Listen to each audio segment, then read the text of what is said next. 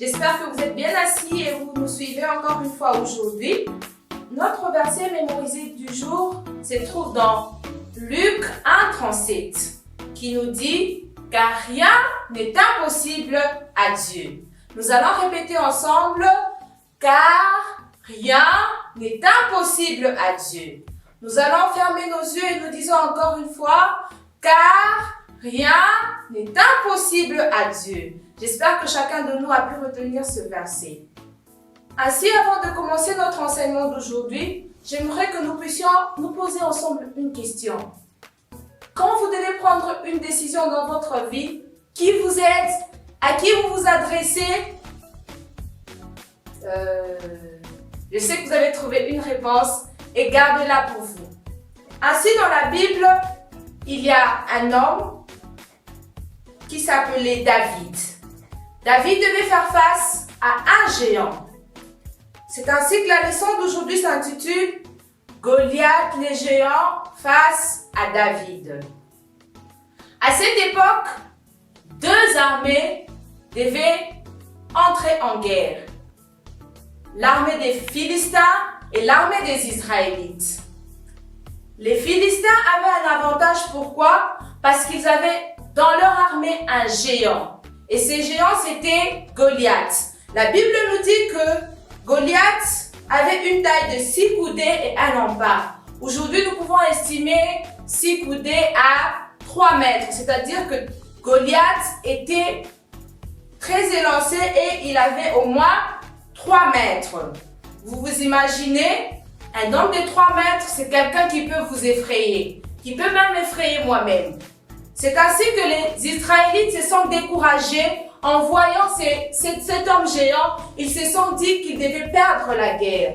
Mais dans leur camp, il y avait un homme courageux et la Bible nous dit que c'était un jeune enfant, un jeune comme toi qui me suis aujourd'hui. Cet enfant n'a pas perdu espoir, il a pris courage et il s'est dit qu'il devait affronter ces géants. C'est ainsi que dans la Bible, l'on nous dit, David dit à Saül que personne ne se décourage à cause de ce Philistin, ton serviteur ira se battre avec lui. C'est pour dire que David n'avait pas peur, il a encouragé les autres à ne pas craindre car lui ira se battre. Pourquoi David n'avait pas peur? Parce qu'il était avec Dieu. La Bible nous dit dans Job 5,15, ainsi Dieu protège le faible et les sauve de la main de puissants. C'est pour dire que Dieu est amour, il est le protecteur et nous protège à chaque instant, à chaque moment que nous nous retrouvons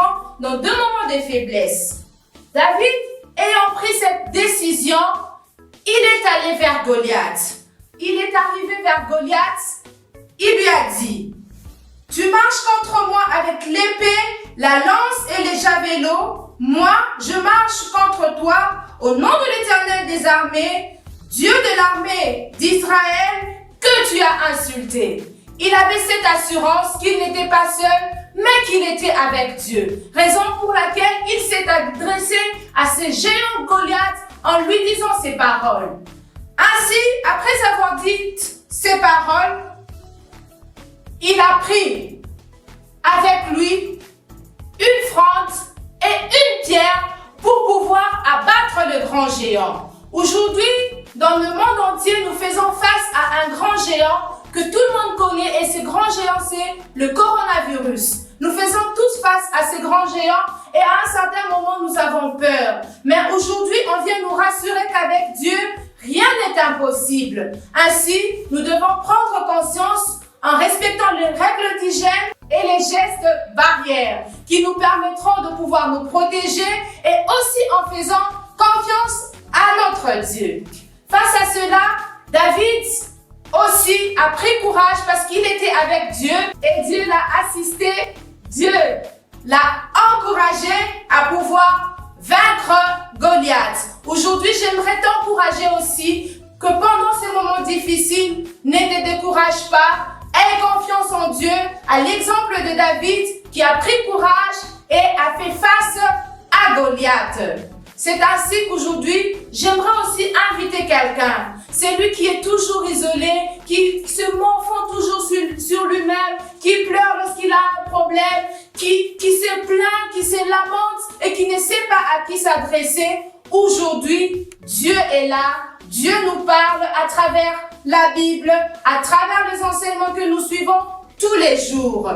Il veut nous dire qu'il est là, qu'il nous encourage.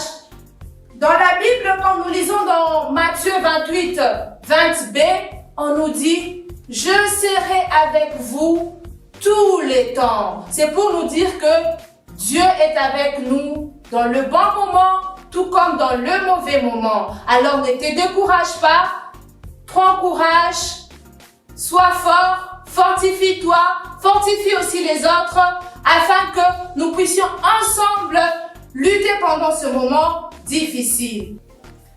J'invite celui qui n'a pas encore cru au Seigneur aujourd'hui à faire cette prière avec moi. Et c'est lui qui a déjà cru à Dieu, de pouvoir encore demander que Dieu puisse l'aider et les fortifier pendant ce moment difficile. Nous allons prier ensemble.